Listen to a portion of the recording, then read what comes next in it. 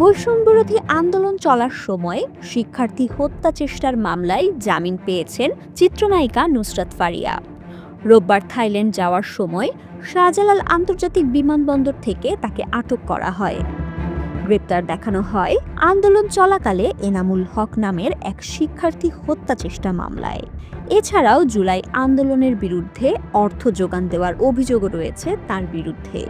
ফারিয়াকে গ্রেপ্তার প্রসঙ্গে নড়েচড়ে বসেছেন সংস্কৃতি মন্ত্রণালয়ের উপদেষ্টা মোস্তফা সরোয়ার ফারুকী। তিনি বলেছেন, ফারিয়াকে গ্রেপ্তার বিব্রতকর একটা ঘটনা হয়ে থাকলো। আমাদের প্রধান কাজ জুলাইয়ের প্রকৃত অপরাধীদের বিচার করা। এনসিপি মুখ্য সংগঠক হাসনাত আব্দুল্লাহ এক ফেসবুক পোস্টে নুসরাতের গ্রেপ্তারের বিষয়ে প্রতিক্রিয়া জানান।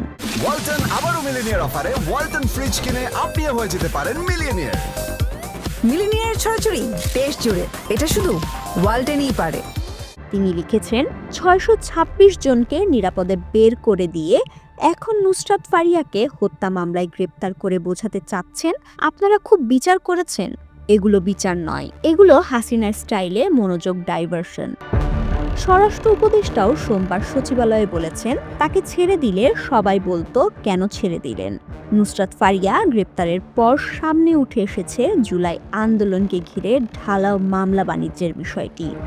নুসরাত ফারিয়ার আইনজীবী মোহাম্মদ ইফতেখার হোসেন জানান, নুসরাত ফারিয়া জামিন চেয়ে আজ সকালে আদালতে আবেদন করেন।